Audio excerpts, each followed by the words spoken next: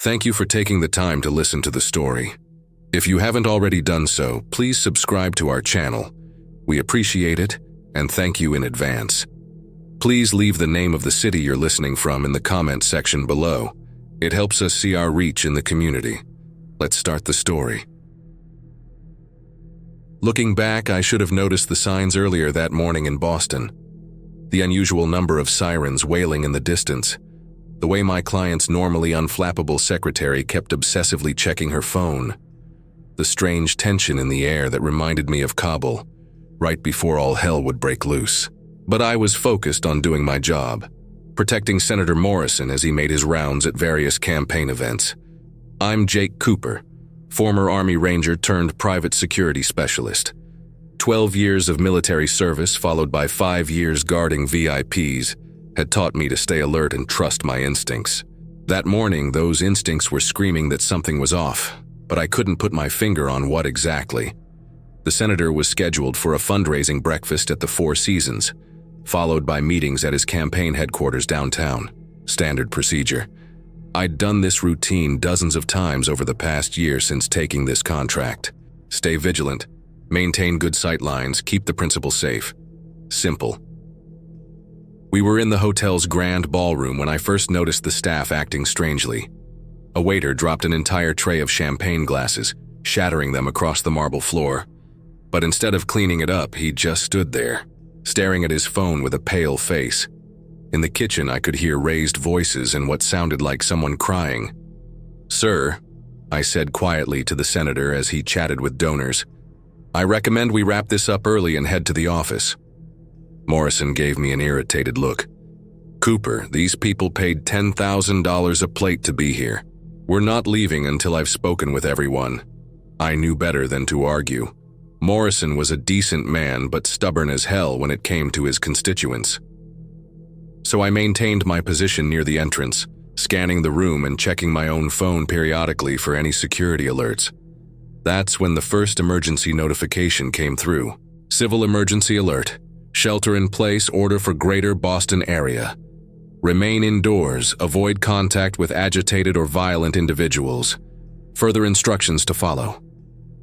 My hand instinctively moved to the Glock 19 concealed under my jacket.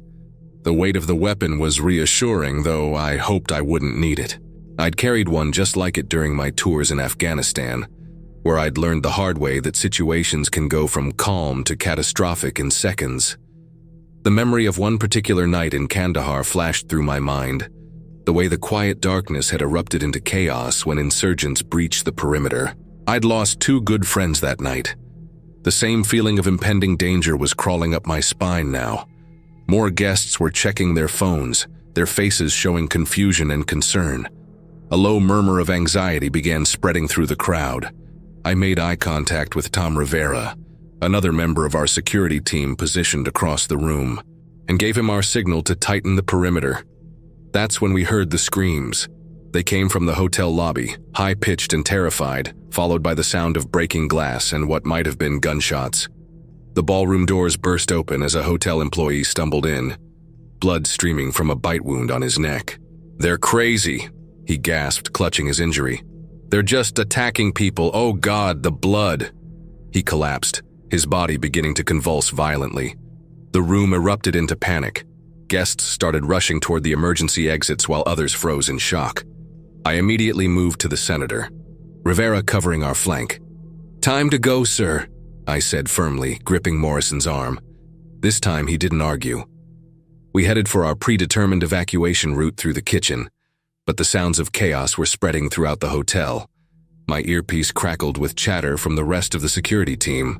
"Main entrance is compromised. Multiple hostiles in the lobby. Jesus Christ, they're eating people." The kitchen was a mess of overturned carts and abandoned stations. A pot of soup still simmered on the stove, the mundane normalcy of it almost surreal against the backdrop of screaming and violence. I could hear heavy footsteps and more breaking glass getting closer. "Cooper," Morrison's voice was steady but tense. "What the hell is happening?" Before I could answer, one of the kitchen staff emerged from the walk-in freezer. His movements were wrong, jerky and aggressive. His eyes were glazed over and blood dripped from his mouth. When he saw us, he let out an inhuman growl and charged. I didn't hesitate. 2 shots to center mass. The impacts knocked him back but didn't stop him. My training kicked in, and I adjusted aim. 1 round to the head. He dropped. "Move," I ordered, ushering them toward the service entrance. "We need to get to the car. Now." As we rushed through the back corridors, my mind was racing. Whatever was happening, the priority remained the same. Protect the principal. Get him to safety. But the weight of my phone in my pocket reminded me of another responsibility. My sister Sarah and her daughter Emma lived in Worcester, about an hour west. I needed to make sure they were safe too. But first things first. Get Morrison secure, then worry about family. 1 crisis at a time. We emerged into the morning sunlight of the loading dock. The city sounds were all wrong. Too many sirens, car alarms, screaming. Smoke was rising from several buildings in the distance. Our armored SUV was right where we'd left it. Jorge, our driver, already behind the wheel. "Primary vehicle secure," Jorge's voice came through my earpiece. "But we've got multiple hostiles approaching from the street." I could see them now. Maybe a dozen people moving toward us with that same wrong. Aggressive gait as the kitchen worker. Their clothes were torn and bloody, eyes vacant and feral. "Get in," I commanded, practically shoving Morrison into the back seat while Rivera covered our 6. "Jorge, get us out of here. Campaign office is compromised. Head for the Panic House in Cambridge." As we peeled out of the loading dock, I caught a glimpse of pure chaos in the rearview mirror. More infected people were pouring out of the hotel, attacking anyone they could catch. The screams followed us as we sped away, but I forced myself to focus on the immediate situation. My phone buzzed, Sarah trying to call. I wanted desperately to answer, to make sure she and Emma were safe, but I had a job to do. The call went to voicemail as I coordinated with Jorge on the fastest route out of the city center. "Cooper," Morrison's voice was quiet but commanding. "I need to know what's happening, and I need to know if my family is safe." I met his eyes in the mirror. The politician's mask had slipped, revealing raw fear underneath. His wife and teenage daughters were at their home in Lexington, right in the path of whatever hell was spreading through Boston. "Sir, my first priority is getting you to a secure location. Then we'll do everything possible to locate and extract your family." He nodded slowly, understanding the unspoken message. I would protect him, but there were no guarantees in a world that was rapidly descending into madness.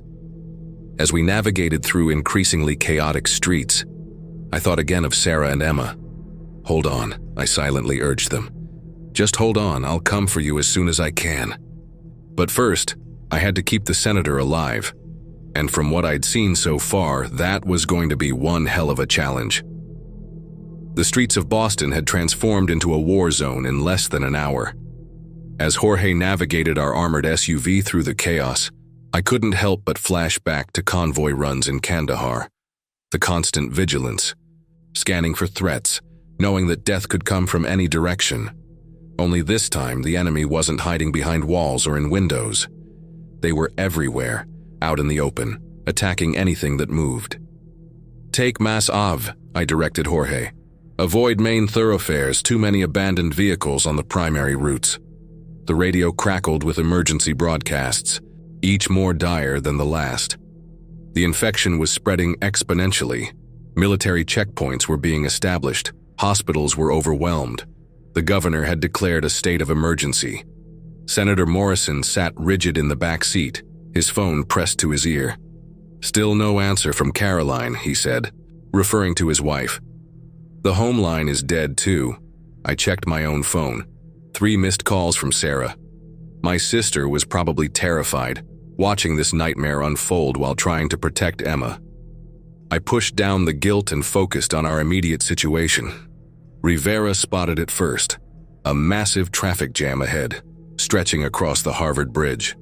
Dozens of cars sat abandoned, their doors hanging open.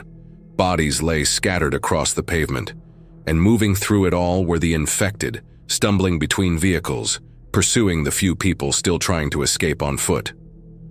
"Alternative route," I commanded. "Head for the BU Bridge." Jorge executed a smooth turn, but we'd been spotted. A group of the infected changed direction, moving toward us with that unnatural speed we'd seen at the hotel. Their faces were contorted, blood staining their clothes and skin. "Multiple tangos on our 6, Rivera reported, using our old military shorthand. "They're faster than they look." A memory surfaced. My first firefight in Afghanistan. The way time seemed to slow down, every decision carrying the weight of life or death. I'd learned then that hesitation kills. You analyze the situation, make a choice, and commit fully. "Jorge, maintain speed but don't stop for anything," I ordered. "The vehicle can handle impact at this velocity." He nodded grimly, understanding my meaning. The SUV was armored and reinforced. If something got in our way, we'd go through it. We made it 3 blocks before hitting another obstacle. This time a makeshift barricade manned by what looked like private citizens with weapons. They were waving guns trying to stop vehicles. "Armed civilians at 12 o'clock, I reported. "Potentially hostile." "They're scared," Senator Morrison observed. "Just trying to protect themselves." "With respect, sir, scared people with guns are unpredictable. We can't risk engagement." I'd seen it too many times overseas, how quickly civilization breaks down when people are afraid. How the line between protector and predator can blur in an instant. Jorge slowed slightly as we approached the barricade. I could see the desperation on their faces. One man stepped forward, aiming a hunting rifle at our vehicle. "Alternative route," I decided. "Head east 2 blocks, then north." As we turned away, gunshots rang out. The rear window, though bulletproof, spiderwebbed from the impact. "They're shooting at us," Rivera exclaimed. "Maintain course," I ordered. "The glass will hold." Senator Morrison had dropped down in his seat, his political composure cracking further. "I need to reach my family," he said. His voice strained. "They're not answering. I need to know they're safe." I understood his fear. Every time my phone buzzed with another missed call from Sarah, it took all my training to maintain focus on the mission. But I also knew that right now, emotion was the enemy of survival. "Sir, the best thing we can do for your family is get you to the safe house. Once you're secure, we can organize an extraction team." He nodded slowly, but I could see the worry eating at him, the same worry that was gnawing at my own gut. The difference was, I'd been trained to compartmentalize, to push down personal feelings and focus on the objective. We wound through side streets, avoiding the worst of the chaos, but evidence of societal collapse was everywhere.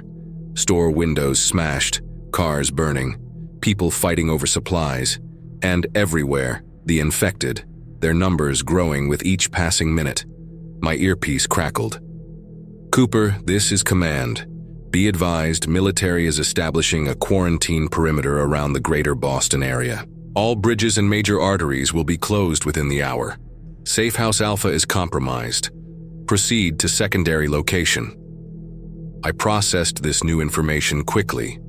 The secondary safe house was further out, in a more residential area of Cambridge. More distance to cover, but potentially less chaos than the city center. "Jorge, adjust course, secondary location, and step on it." As we drove, I caught glimpses of military vehicles moving into position. Helicopters thundered overhead. The government was responding, but would it be enough? Fast enough? I'd seen how quickly things could spiral out of control in war zones, how thin the veneer of civilization really was. My phone buzzed again. Sarah, this time she'd sent a text. "Jake, please. We're scared. TV says infection spreading. What should we do?" I allowed myself 10 seconds to type a response. "Stay inside. Lock doors. Wait for my call. I promise I'll come." Looking at those words, I knew I was making a promise I might not be able to keep, but I had to try. Just like I had to keep the senator alive. Just like I had to help get his family to safety. The weight of all these obligations pressed down on me. But that's what training is for. You carry the weight and you keep moving. A crash up ahead snapped my attention back to the present. A city bus had plowed into a row of parked cars, blocking most of the street. Even worse, I could see infected pouring out of the bus, their movements jerky and aggressive. "We need a new route," Rivera said, scanning the area. Maybe we can backtrack. Negative, I cut him off. No time. Military's closing the bridges, we push through. I spotted a narrow gap between the bus and a building. Tight, but maybe just wide enough for our vehicle. It would be close, and any mistake would leave us trapped. Jorge, you see it? I see it, he confirmed. Gonna be tight. Threading the needle, I said, remembering the term we used for similar maneuvers in armored convoys. Full power, steady hands. We accelerated toward the gap. The infected noticed us, turning to shamble in our direction. I could hear their inhuman moans, see their bloody faces growing closer in the side mirrors. Brace for impact, I warned. The SUV hit the gap at speed. Metal screamed against metal as we scraped past the bus. Sparks flew. The entire vehicle shuddered. For a moment, I thought we might be stuck. Then we burst through the other side, leaving the infected behind. But the victory was short-lived. Up ahead, I could see smoke rising from the direction of our secondary safe house. The day wasn't even half over, and already the world had changed beyond recognition. And somehow I had to navigate through this nightmare, keep the senator alive, and find a way to save both his family and mine. As we approached the safe house, I began formulating plans, running scenarios, thinking through contingencies. That's what separated professionals from amateurs. The ability to think clearly when everything around you is falling apart. My phone buzzed one more time. Sarah again. But this time, I couldn't even look. The safe house was just ahead, and something was very wrong. The smoke wasn't coming from nearby, it was coming from the building itself. Our backup plan was literally going up in flames, and I had about 30 seconds to decide what to do next. The Cambridge safe house was fully engulfed in flames, black smoke billowing into the morning sky. 3 infected stumbled around the front yard, their clothes still smoldering. I quickly assessed the situation, falling back on my combat training. Evaluate, adapt, overcome. Jorge, circle the block. Keep distance from the structure, I ordered, scanning for any signs of other security teams. This was supposed to be our fallback position. The fact that it was compromised suggested something had gone terribly wrong. Cooper, Senator Morrison's voice was tense. What's our contingency? Working on it, sir. My mind raced through options. The military was closing bridges. Boston was becoming a trap. We needed to get out of the city, but first, we needed a defensive position to regroup and gather intelligence. Rivera spotted it first. A small private school about 3 blocks away. Brick building, sturdy gates, elevated position with good sight lines. Defensible. There, I pointed. St. Patrick's Academy. We can secure a position and assess our situation. As Jorge navigated toward the school, I thought back to my last deployment in Afghanistan. Our forward operating base had been overrun, communications down. I'd led my team through 30 miles of hostile territory to reach the fallback position. The key then, as now, was to stay calm and think strategically. The school parking lot was relatively clear. A few abandoned vehicles, but no immediate threats. The infected seemed drawn to the chaos and noise in other parts of the city. Rivera, take point. Jorge, stay with the vehicle. Be ready for rapid extraction. I helped Senator Morrison out of the SUV, keeping him close as we moved toward the building. Stay between us, sir. Move only when I say. The school's front door was locked, but I'd picked up a few skills during my private security years that the Army hadn't taught me. Within 30 seconds, we were inside. Clear the immediate area, I directed Rivera. Find us a defensible room with multiple exits. The school hallways were eerily silent, the morning sun casting long shadows through classroom windows. Student artwork still hung on walls. A half-erased chalkboard announced yesterday's lunch menu. The ordinary scenes made the extraordinary situation feel even more surreal. We found what we needed on the second floor, the school's library. 2 exit points, large windows offering clear views of the surrounding streets. Sturdy doors we could barricade. Perfect for a temporary command post.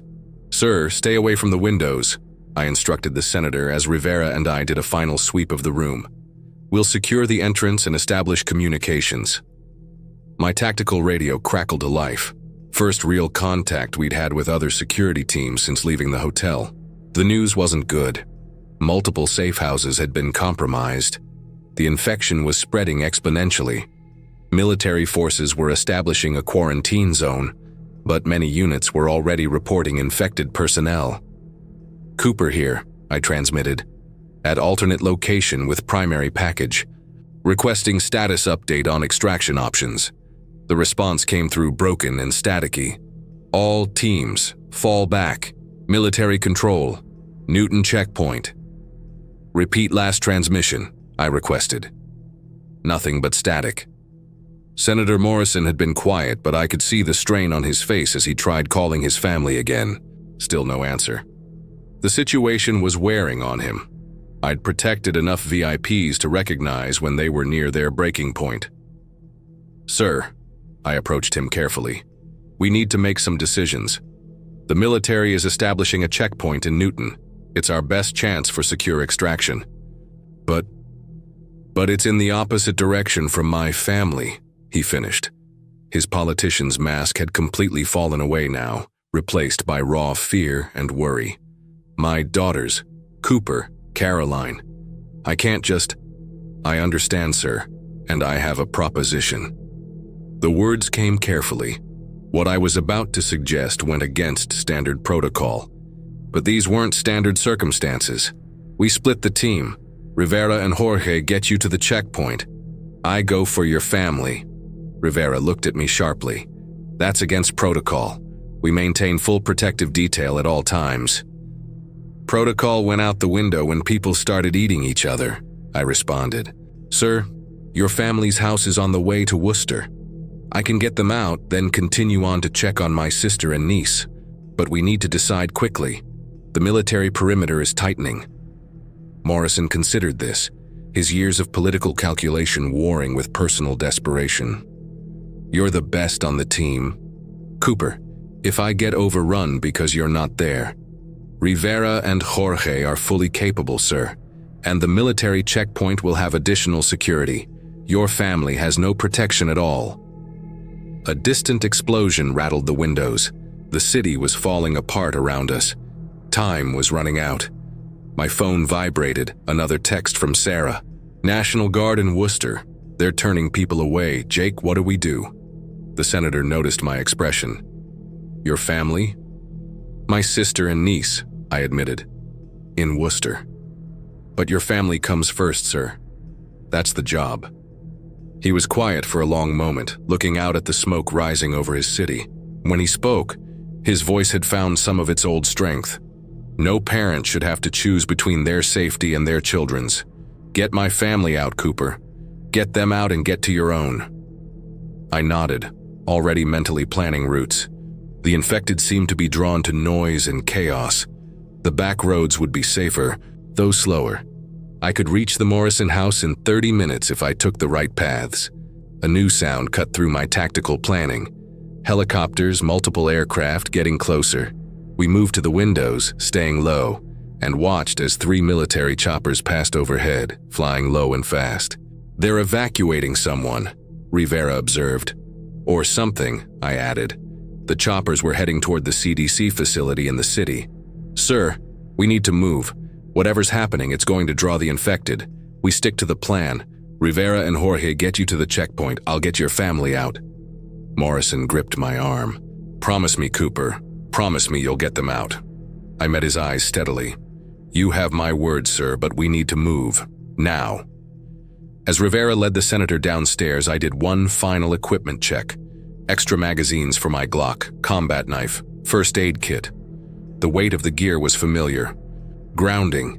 Just like old times in the sandbox, gearing up for a solo mission. I thought of Sarah and Emma, of the desperation in their texts, of the Morrison family waiting in their home, maybe watching the same chaos unfold on their TV. Of all the ways this could go wrong. But that's what training is for. You acknowledge the fear, then you push it down and focus on the mission. One objective at a time. Stay alive. Keep others alive. Complete the mission. I just hoped it would be enough. The residential streets of Lexington felt unnaturally quiet as I approached the Morrison family home. I'd borrowed a police motorcycle from an abandoned precinct, smaller, more maneuverable than a car, and crucially, quieter. My time training with the Special Forces taught me that sometimes stealth was the better part of valor. The Morrison house sat at the end of a cul-de-sac, a stately colonial with white columns and manicured lawns. 3 weeks ago, I'd done a security assessment of the property. Now I used that knowledge to scan for signs of trouble.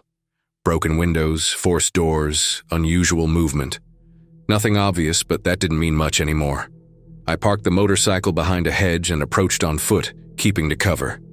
The infected were drawn to noise, but they could still spot movement if you weren't careful. My earpiece occasionally crackled with distant radio chatter. Military channels discussing containment zones, evacuation protocols, infection rates. None of it sounded good. The neighbor's house had broken windows and a blood trail leading to the front door. I made a mental note to avoid that side of the street. Moving up the Morrisons' driveway, I spotted Caroline Morrison's Mercedes still in the garage. Good sign. They hadn't tried to evacuate. A rustling sound made me freeze. Behind me, an infected stumbled out from behind a parked car. Female, business suit, probably someone's morning commute gone horribly wrong. I drew my combat knife. Gunshots would draw more of them. The infected lurched forward and I dispatched it quickly, efficiently. Just like training. Don't think about who they were. Focus on the mission. The home's security system was still active, small green light blinking on the keypad. I punched in the code I'd memorized during my security review and carefully opened the front door. "Mrs. Morrison?" I called softly. "Elizabeth, it's Jake Cooper, the senator's security detail." "Mr. Cooper." Caroline Morrison emerged from the kitchen holding a chef's knife. Elizabeth, their 15-year-old daughter, stayed close behind her mother. Both looked terrified but unharmed. "Senator Morrison sent me to get you out," I explained, keeping my voice calm and authoritative. "The situation is deteriorating rapidly. We need to move quickly." "Thank God." Caroline lowered the knife. "The phone stopped working. TV went out an hour ago. We could hear noises, screaming from the neighbors." "Pack light," I instructed, 1 bag each. "Water, snacks, warm clothes, any medications you need." 5 minutes. As they rushed to gather supplies, I did a sweep of the ground floor. The house was secure, but through the windows I could see more infected beginning to wander into the neighborhood. We needed to move fast. My phone vibrated, another text from Sarah. "Military checkpoint closed, people getting violent. Emma's scared, please hurry." I pushed down the surge of worry. Focus on the current mission. Get the Morrisons out, then head to Worcester. One crisis at a time. Elizabeth came downstairs with a backpack, Caroline right behind her with a small suitcase. They'd changed into practical clothes and shoes. Good. This wasn't going to be a comfortable journey. "Listen carefully." I gathered them in the kitchen, away from windows. "We're going to move to a vehicle I've secured. Stay close, stay quiet. If I say run, you run. If I say hide, you hide. Understand?" They nodded, fear and adrenaline making them unusually compliant. I'd seen that look before. Civilians in war zones, that moment when they realize their normal world has completely disappeared. "Elizabeth," I addressed her directly. "I know you're scared, but I need you to be brave right now. Can you do that?" She squared her shoulders, reminding me of her father. "Yes, sir." "Good. Now we're going to—" A crash from upstairs cut me off. Something had broken in through a window. Heavy footsteps stumbled across the ceiling. "Back door," I whispered, ushering them toward the rear of the house. "Now." We slipped out onto the back patio. I could hear more infected approaching from the front of the house, drawn by the noise of breaking glass. The motorcycle was too exposed now. We needed another option.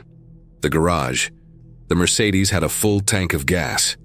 I'd noted it during my security sweep. Bigger than I'd hoped for, but it would have to do. "When I open the garage door, you run straight for the car," I instructed. "Caroline, you drive. I'll guide you out." More breaking glass from inside the house. The infected were working their way downstairs. I readied my Glock. No choice about noise now. If they came through that door, I'd have to engage. "Ready?" I gripped the garage door handle. 3, 2, 1. I heaved the door up. The noise attracted immediate attention, infected heads turning toward us from up and down the street. But mother and daughter moved exactly as instructed, sprinting for the car. Caroline's hand shook as she fumbled with the keys. The first infected reached the garage just as the engine turned over. I dropped it with a headshot, then another right behind it. The sound of gunfire drew more of them. "Go!" I commanded, backing toward the passenger door. "Drive!" Caroline hit the gas, peeling out of the garage. I swung into the seat as she accelerated down the driveway, infected hands clutching at the vehicle. Elizabeth sat in the back, her face pale but determined. "Head east," I directed. "We'll loop around to Route 2, the checkpoint at Newton." An explosion lit up the sky to the south. Multiple explosions, like a chain reaction. Smoke began rising over the Boston skyline. "Oh my God," Caroline whispered. "Keep driving," I ordered, checking my phone's map. We needed to get ahead of the chaos. If the military was setting up a cordon, the roads would be gridlocked soon. And gridlock meant death in this new world. The car's radio crackled to life. Emergency broadcast system. Military containment operation in progress. All civilians must evacuate to designated safe zones. Martial law is in effect. Anyone exhibiting signs of infection will be... I switched it off. We had enough to worry about without government warnings adding to the panic. The streets ahead were relatively clear. Everyone had either evacuated already or were hiding in their homes. But I could see more infected emerging from houses and side streets, drawn by the sound of the car engine. We needed to get to the checkpoint quickly, before their numbers became overwhelming. My phone buzzed again. Sarah. But this time it wasn't a text, it was a picture. Emma, my niece, holding up a crayon drawing, a stick figure with a gun that I assumed was supposed to be me. The message below it read, "She drew this for when you get here. Please hurry, Jake." I stared at the image for a long moment. Then I looked at Elizabeth in the back seat, scared but alive. One mission almost complete. One more to go. "Caroline," I said, checking my ammunition. "Let's get you to your husband." The car accelerated through the dying suburbs of Boston, carrying us toward what I hoped was safety. Behind us, smoke continued to rise. Ahead, the unknown. But first things first, complete the mission. Get the family to safety. Then find a way to Worcester before it was too late. The Newton military checkpoint was organized chaos. Humvees, barricades, soldiers in hazmat gear processing evacuees. I watched from cover as Caroline and Elizabeth reunited with Senator Morrison. My mission officially complete. The senator caught my eye one last time and nodded, a silent acknowledgement of services rendered and permission to go. I didn't wait around for goodbyes. Sarah's last message had been 2 hours ago, and the situation in Worcester was deteriorating. The route to Worcester took me west along back roads and secondary highways. My combat experience told me to avoid population centers. They'd be overrun by now. Instead, I stuck to rural routes, moving fast when I could, going silent when I needed to. My satellite phone picked up scattered emergency broadcasts. The infection had spread faster than anyone anticipated. Major cities along the eastern seaboard were falling. Military forces were being overwhelmed. The phrase, strategic withdrawal, kept coming up. Government speak for, "we're losing." A memory surfaced as I rode. My last deployment, evacuating civilians from a hot zone. The same feeling of racing against time, of knowing that every minute could mean the difference between life and death. But this was different. This was family. I was about 20 miles outside Worcester when I ran into the first major obstacle, a massive pileup blocking Route 9. Dozens of vehicles jumbled together, many showing signs of violence. Bullet holes in windshields, blood-smeared doors, personal belongings scattered across the asphalt. People had tried to flee. They hadn't all made it. Movement caught my eye, infected emerging from the twisted metal. I gunned it, weaving through the maze of destruction. No time for engagement. Sarah's neighborhood was still 10 minutes out, assuming the roads were clear. They weren't. Worcester's streets were a war zone. National Guard barricades had been overrun. Military vehicles burned. Infected wandered in groups, their numbers growing as I watched. But I knew these streets. I'd memorized them years ago when Sarah first moved here with Emma after her divorce. The infected seemed to be concentrated downtown, drawn by whatever chaos was happening there. The residential areas were quieter, but that could change quickly. Sarah's house was a small ranch style on a corner lot. As I approached, I noted signs that raised my hopes. Windows intact, doors secure, no obvious breach points. They'd followed my instructions to barricade themselves inside. A child's bicycle lay on its side in the front yard. Emma's. I remembered teaching her to ride it last summer, her little face determined as she wobbled down the sidewalk. The memory steeled my resolve. I moved to the back door, our predetermined meeting point in emergencies. 3 quick knocks, pause, 2 more. Our signal. "Jake." Sarah's voice, barely a whisper. "Is that really you?" "It's me," I confirmed. "Are you both okay?" The sound of furniture being moved, then the door opened. Sarah pulled me inside, quickly securing it behind me. Emma wrapped herself around my leg, crying silently. "Thank God." Sarah hugged me fiercely. "We thought, when the phones went down, the things we've seen." "I know." I held them both. "But we need to move. The city's falling. Military's pulling back. We've got maybe an hour before this whole area is overrun." Sarah nodded, already moving to grab pre-packed bags. They'd been ready, waiting for me. Emma wouldn't let go of my hand. "Uncle Jake," she whispered, "I drew you a picture." "I saw it," I smiled, checking my ammunition. "And now I'm here to get you somewhere safe. But I need you to be very brave and very quiet. Can you do that?" She nodded solemnly. 7 years old, going on 30, just like her mother, tough when it counted. I outlined the plan as we geared up. There's a National Guard evacuation point in Springfield. Still operational last I heard. We can make it if we move fast, stick to back roads. "The car's got a full tank," Sarah said. "I've been saving it like you said." A crash from outside interrupted us. Something had knocked over their neighbors' trash cans. I moved to the window, staying low. 3 infected stumbling up the street, then more behind them. "We need to move, now." We slipped out through the garage, Sarah carrying Emma while I took point. The infected were spreading through the neighborhood, but they were scattered. We could make it to the car if we timed it right. A scream cut through the air. Someone in a nearby house. The infected turned toward the sound. Our window. "Go," I whispered. "Quick and quiet." We made it halfway to the car when Emma stumbled. The sound was tiny, just a small scuff of shoe on pavement, but in the dead silence it was enough. Heads turned. Inhuman groans filled the air. "Run!" Sarah scooped up Emma as I covered their retreat. The infected charged, faster than the ones in Boston. Fresher. I dropped the closest one with my knife. Kicked another back, then sprinted for the car. Sarah had the engine running. I dove into the passenger seat as she floored it, infected hands scraping against the sides. Emma huddled in the back, hands over her ears. "Head west," I directed, reloading my weapon. "Stay off the main roads." We wound through residential streets, avoiding the worst of the chaos. Sarah drove with the same intensity she brought to everything, precise, controlled, refusing to panic. Emma gradually uncurled in the back seat, watching the world blur past. "Uncle Jake?" Her small voice broke the tension.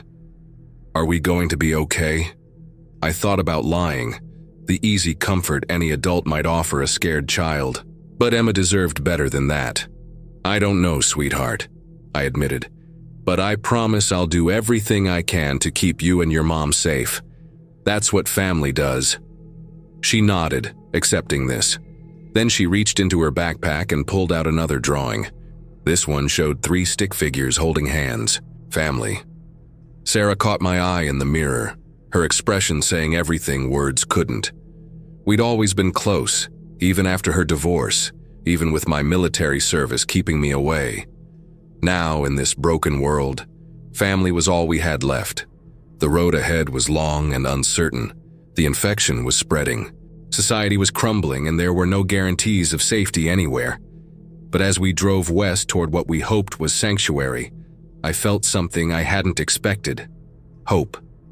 Not hope that things would go back to normal. That world was gone. But hope that we could survive this new reality together. Hope that somewhere ahead there might be a place to start over.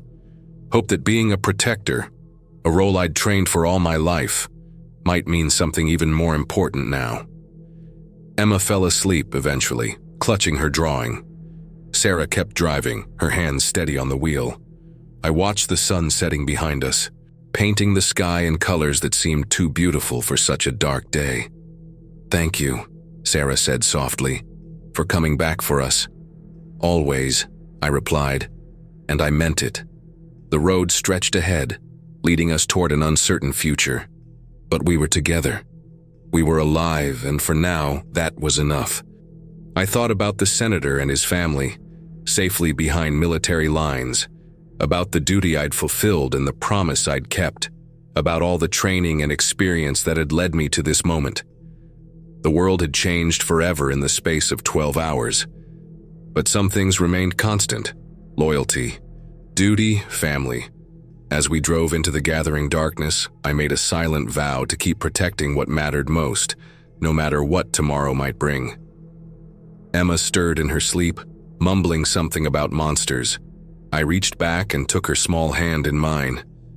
"It's okay," I said softly. "Uncle Jake's here." And I always would be.